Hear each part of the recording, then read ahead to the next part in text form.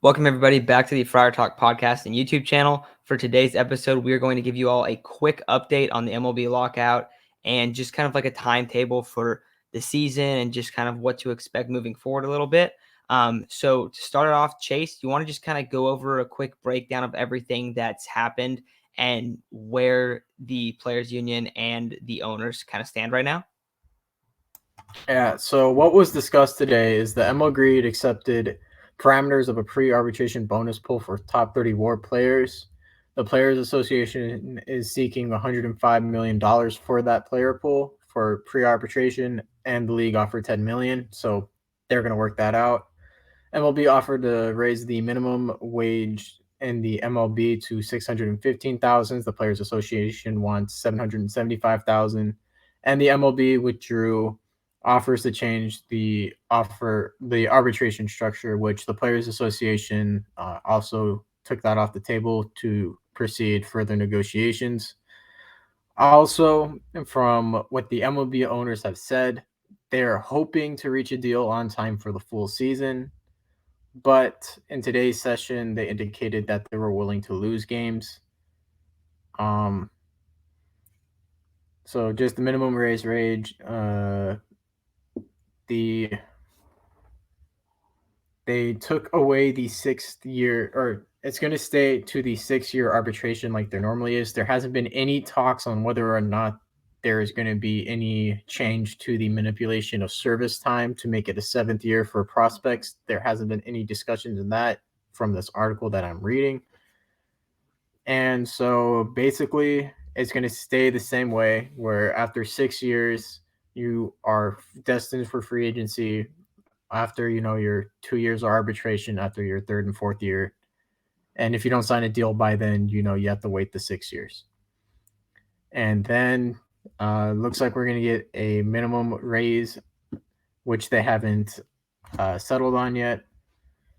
And looks like that's it so far. Oh, the only way that the pre-arbitration bonus pool is going to work. So if you are a player that is pre-arbitration, so if you're a new player like a Juan Soto, Fernando Tatis, maybe even like a Wander Franco, if you hadn't gotten paid yet, which 2 of them already have, and you are a top 30 WAR player, you would be able to seek more money within the pre-arbitration bonus pool, whatever they decide to make it.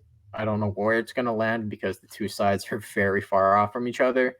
They would be able to pull from that pool for more money at the end of season as like a bonus, basically. Yeah, so I'm not going to sit here and lie to you guys. I don't know what most of this stuff means. But, basically the way Chase explained it, I like that. It gave me a better understanding of it. But as far as it looks, it seems like they're not way off. I mean, at least they're finally negotiating, right? But like that whole thing where you're trying to up the minimum raise to, 615. The player, what is it? The MLB wants 615, and the Players Association wants 775. It's way off. That's pretty low. But another thing that they're way off on, the 105 million, the 10 million between the arbitration pool, whatever it's called, they're way off on that as well. But at least they're starting to negotiate. Now, one thing I did see on Twitter, I think it was this morning or when, like kind of close to when the meeting was over, was that somebody said the players weren't very, I wouldn't say happy, but they weren't very like pleased with what happened. One of them, they're like, they heard like what the hell was that, like, to that offer that the owners proposed? Like, what the hell was that offer? What are they proposing us? Why are they doing that?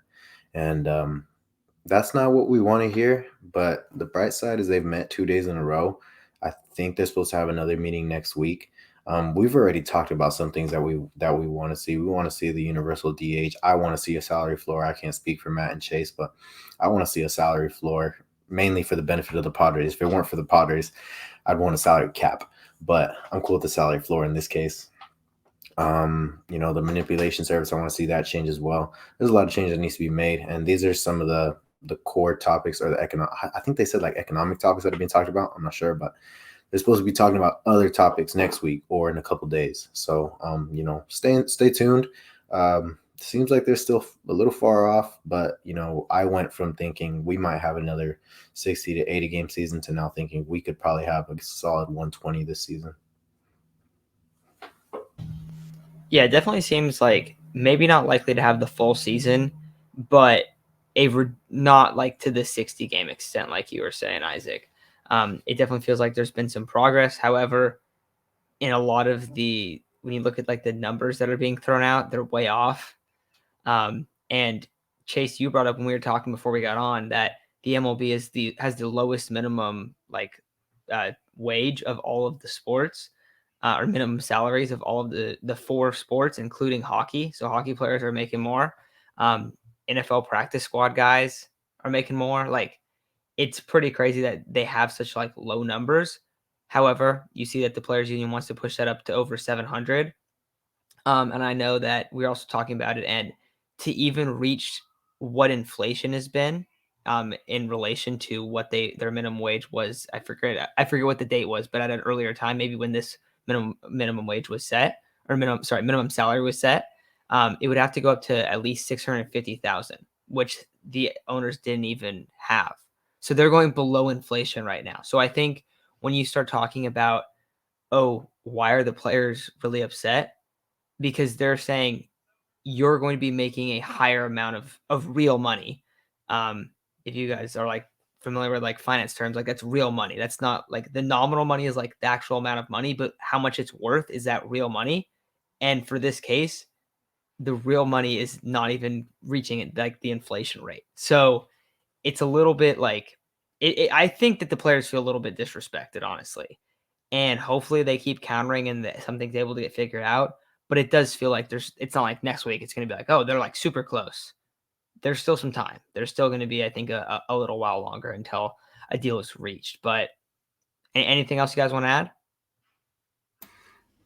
Yeah, there's just like hopefully they start talking about the minor league systems and how that needs to change next week. I know they're implementing like the robotic umpires in AAA, but regarding like the minimum wage for minor league players, y'all need to pay them more. Like they share 3 bedroom apart, or like 3 people to a 1 bedroom apartment, sleeping on air beds, eating fast food because that's the only thing they can afford while playing, 3-4 months out of the year, and then having to work 2 jobs after that because they don't make any money in the minor leagues.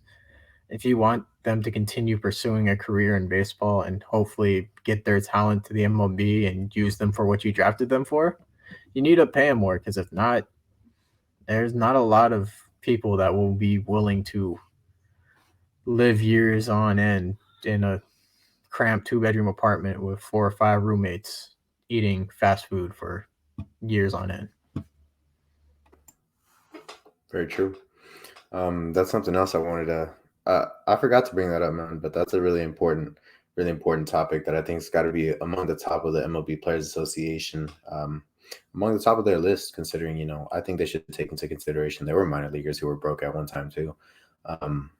It's just that, like, I've seen videos. These guys were sleeping on floors of hotel rooms. I saw this dude set up chairs, like a bed, like a line of chairs that stuck to each other, and he put them together and he made a bed out of that. I think that's, when teams are on the road, they shouldn't have to do that. I think, of course you want to put all your marbles, all your bread into the major leagues, but how about the guys that are supposed to play in the major leagues soon? Yeah, we talked a little bit about that before, but it's just so weird how some of the stuff is set up. We even talked about like there could be like a clubhouse built, like a like dorm type building. And this is like just literally like just like throwing ideas out. But like such little things to be done to drastically improve the quality of life of every single minor leaguer. And it seems like absolutely nothing's been done. And I think that's where the frustration's coming from. Um, but I don't know. We'll see how it plays out. Hopefully I'm expecting that that'll be something that's brought up next week. Or maybe that'll even be like the week after where they start talking about more like minor league stuff. But we'll see how this stuff keeps going. And we'll kind of update you guys as we find out more. But that's gonna do it for today's episode. Tomorrow we're gonna be talking about Jorge Soler and Nelson Cruz and basically comparing the two for who we'd like the Padres to go after at DH. So make sure to check out that tomorrow. But that's gonna do it for today's episode, and we'll talk to you guys then.